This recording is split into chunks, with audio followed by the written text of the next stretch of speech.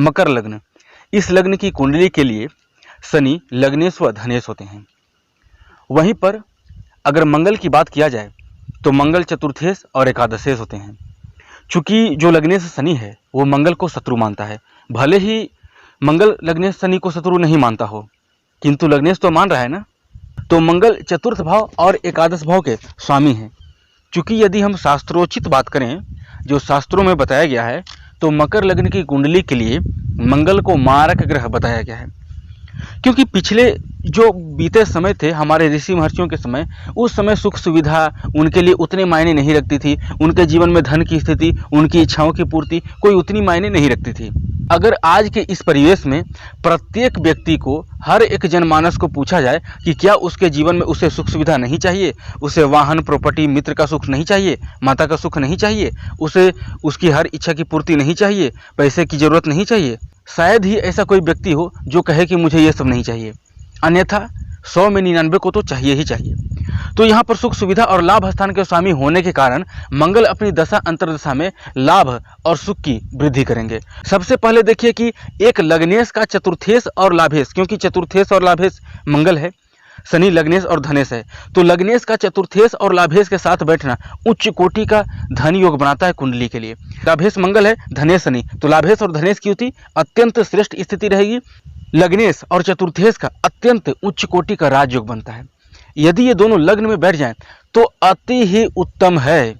यदि हम कहीं से भी कहें कि ये किसी भी लिहाजे से अच्छा नहीं है तो ये गलत बात हो जाएगा। हर तरीके से ये अच्छा है। यहाँ पर एक इसका नकारात्मक रिजल्ट ये है कि लग्न में मंगल है तो सबसे पहले रोचक महापुरुष राजयोग बनेगा, क्योंकि मंगल यहाँ पर हो गया उच्च का और शनि यहाँ पर स्वग्रही, तो षष्ठ महापुरुष राजयोग, दो राजयोग हैं। इस वजह से व्यक्ति अपने जीवन में बहुत ऊंचाइयों को प्राप्त करेगा। ऐसा कोई सुख नहीं जो व्यक्ति के जीवन में मंगल की दशा अंतरदशा में, शनि की दशा अंतरदशा में न हासिल हो।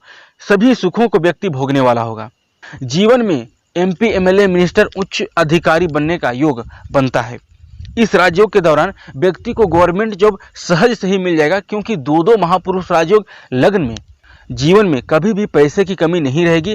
धन के लिए कभी भी उस व्यक्ति को किसी के सामने हाथ फैलाना नहीं पड़ेगा, क्योंकि धनेश का लग्न में जाना व्यक्ति के जीवन में सदैव धन की स्थिति अच्छी रहेगी और लाभेश का लग्न में जाना आजीवन व्यक्ति के लिए हमेशा लाभ की स्थिति बनी ही रहेगी। सुखेश का लग्न में जाना हर प्रकार की सुख सुविधा मिलेगी ही मिलेगी 100% मामलों में। अब यहाँ पर आप देखिएगा कि शनि मंगल लग्न में है, तो क्या ये हर प्रकार से शुभ फलदायी है? कहीं पर इसका नकारात्मक रिजल्ट भी देखने को मिलेगा। पहला कारण ये कि लग्न में मंगल है तो बन गया कुंडली मंगली कुंडली। अब मंगल की सप्तम दृष्टि जाएगा सप्तम भाव पर और शनि की सप्तम दृष्टि जाएगा सप्तम भाव पर, तो एक अपनी नीच राशि को देख रहा है, एक अपनी शत्रु राशि को देख रहा है। इस वजह से ऐसे व्यक्ति का एक मैरिज लाइफ टूट जाता है। व्यक्ति का मैरिज लाइफ ज़्यादा दिनों तक नहीं चल पाता है।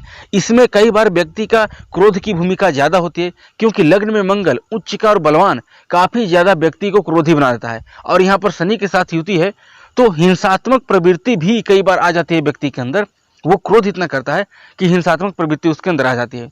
आप लोग में से कई लोगों ने देखा होगा कि जो व्यक्ति उच्च कोटि के धनवान होते हैं, जिनके पास किसी भी प्रकार की धन दौलत की कमी नहीं होती है, वो कई बार उनके अंदर देखिएगा कि क्रोध की मात्रा, हिंसात्मक प्रवृत्ति ज़्यादा हो जाती है।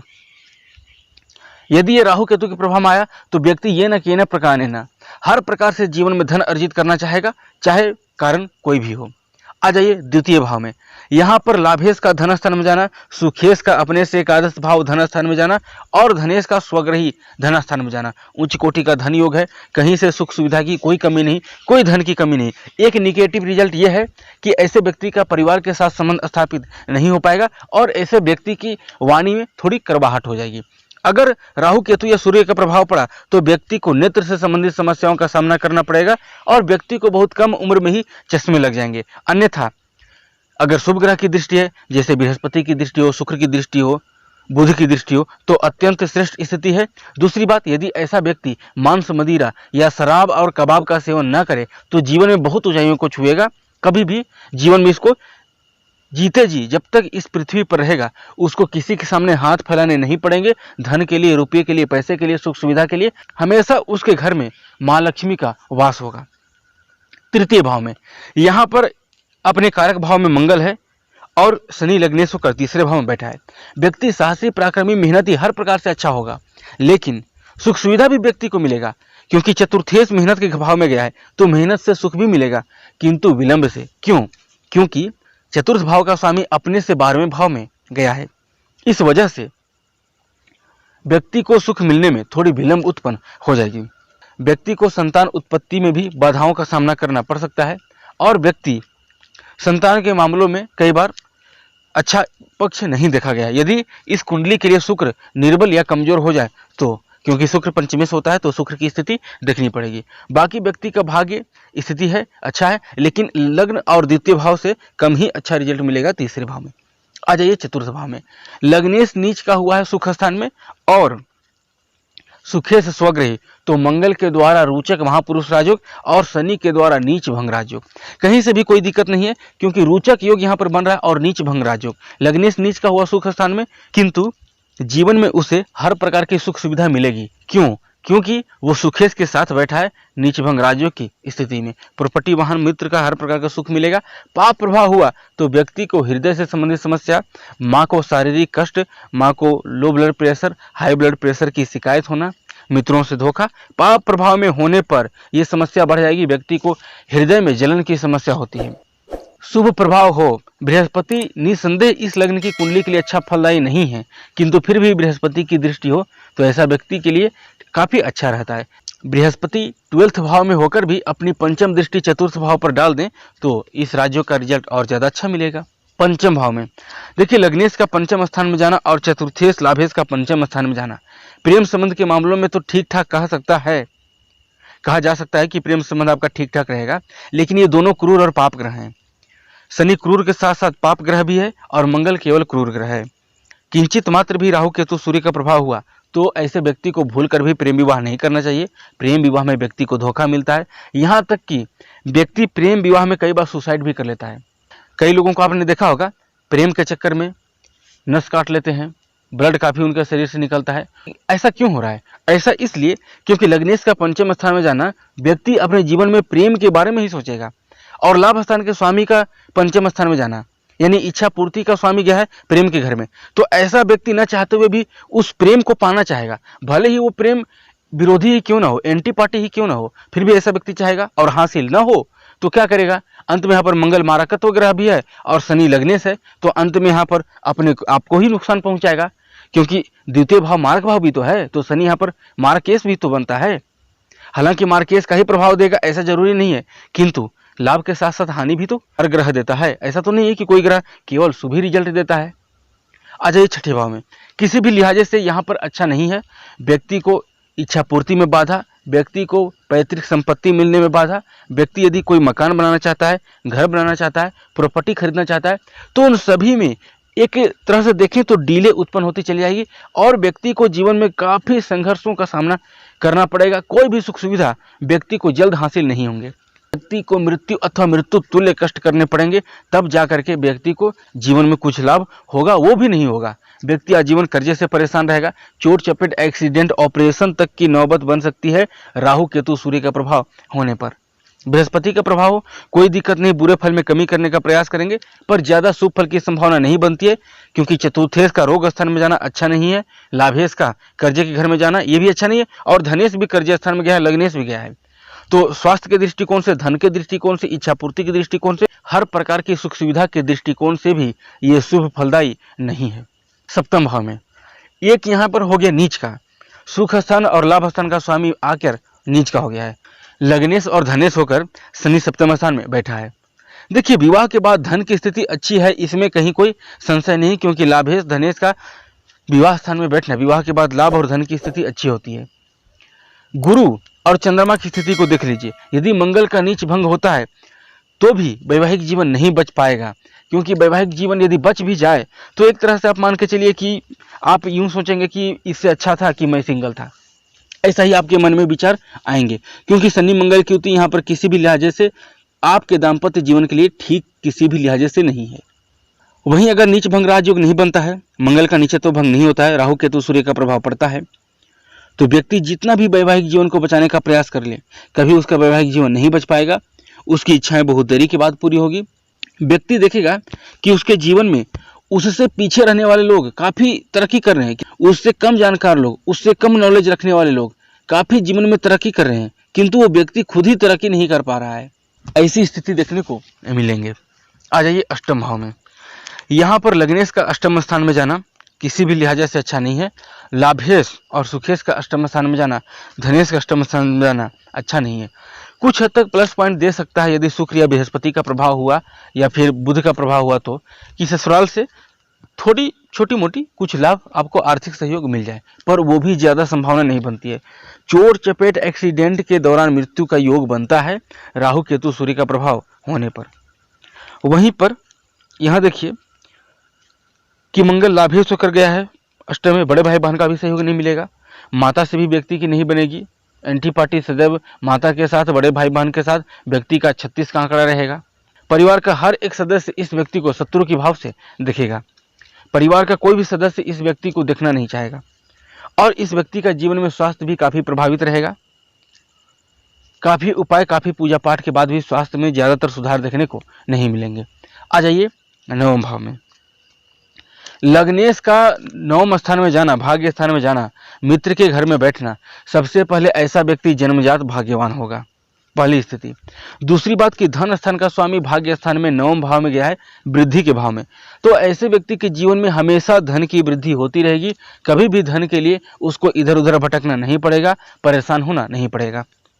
मंगल को देखिए तो लाभेश एकादश भाव का स्वामी अपने से एकादश भाव में भाग्य भाव में जाकर बैठा है, तो जीवन में भाग्य से सदैव लाभ की स्थिति बनी रहेगी।